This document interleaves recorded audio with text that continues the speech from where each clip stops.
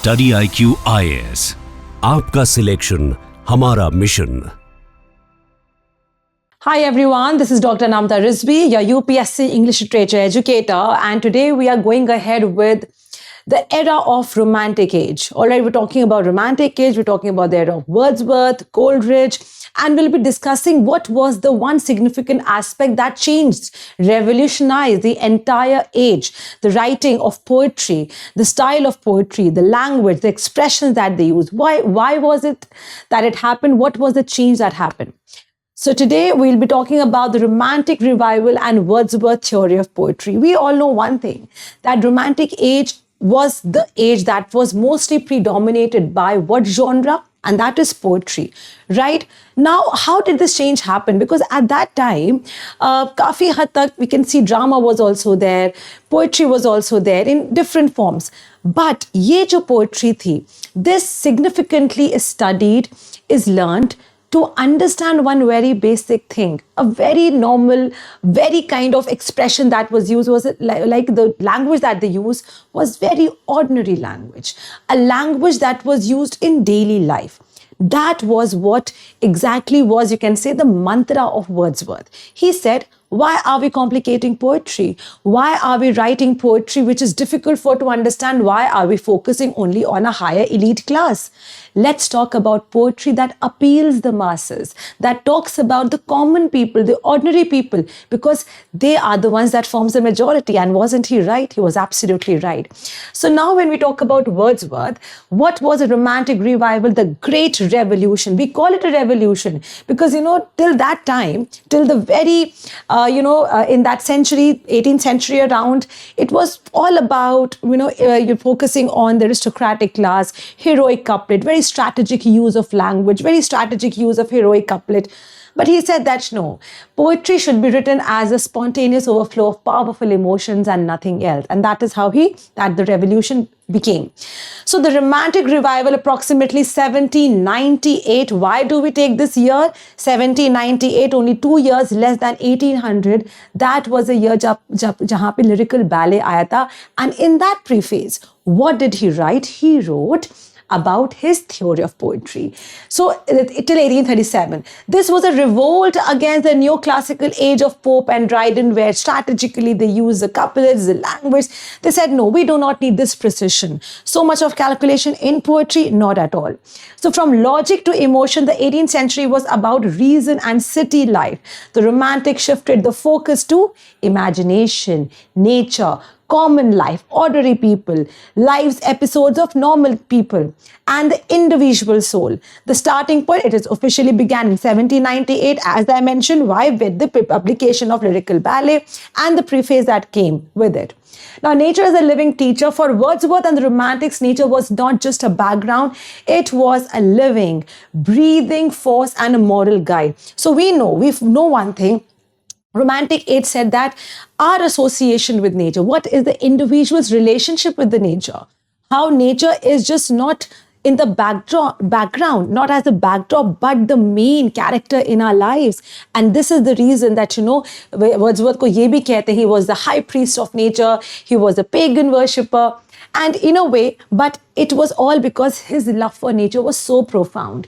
So for Wordsworth and Romantic, nature was not just a background, it was a living, breathing force and a moral guide. Return to the countryside, that is the village rustic life. So they moved away from the crowded industrial cities to the humble rustic life, जहाँ पे normal लोगों का, farmers का, shepherds का, ordinary common men का, वहाँ पे उन लोग के बारे की life के बारे में बात करता था. Pantheism, Wordsworth believed that God exists in all things in nature, in trees, in suns, in flowers. That is what he believed.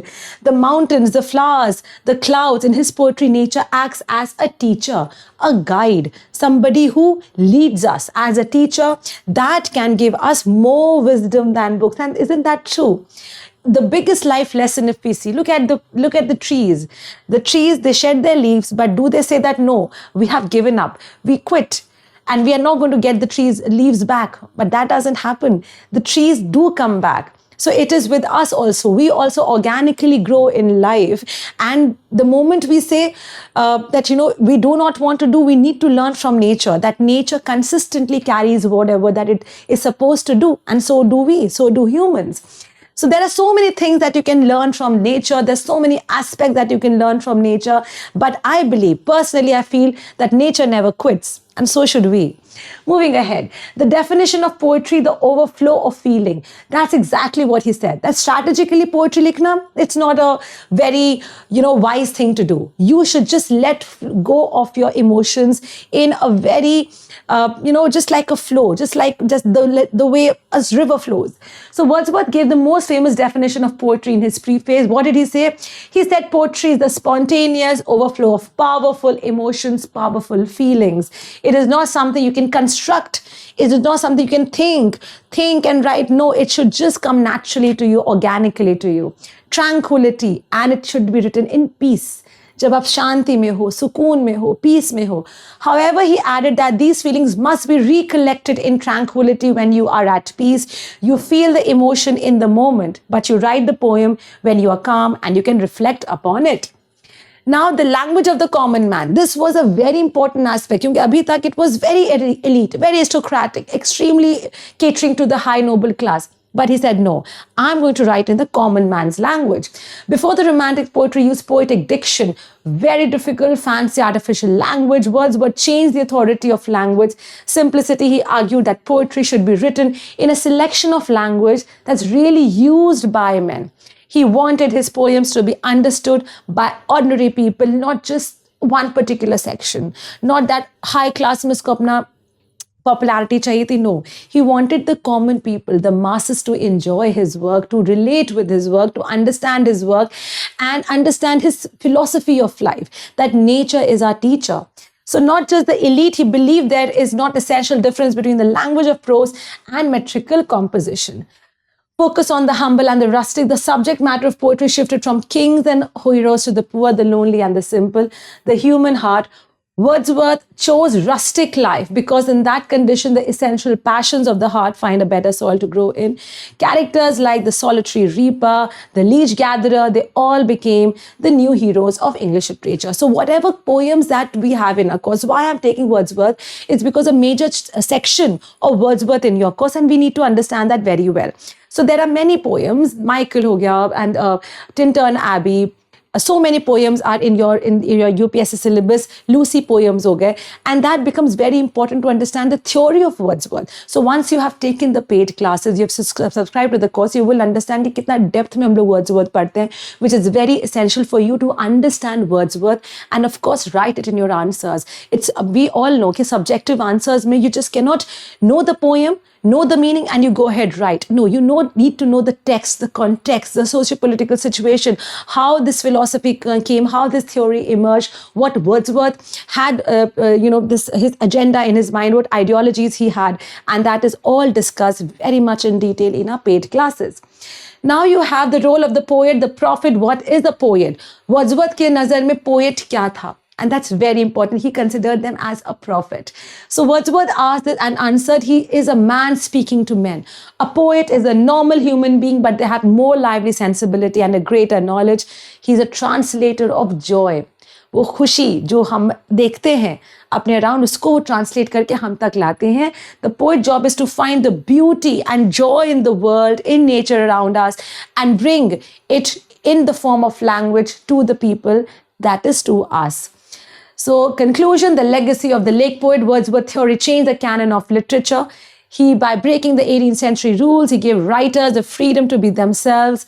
Modern relevance, even today, his focus on the environment, mental peace is highly relevant. For a UPSC student, it's very important for you to understand Romantic age, Wordsworth, because if you are going ahead with English literature optional subject, then Wordsworth is mandatory.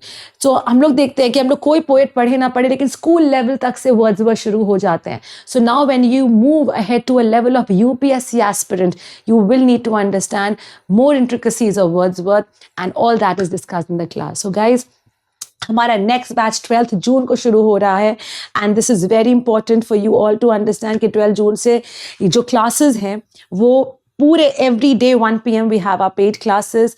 You come, the live classes are there. You ask questions. There are discussions in the class. There's good explanation. Whatever I teach on in the notes, I always give them to my students in every which way. So 12th June is the day. I just write it over here also.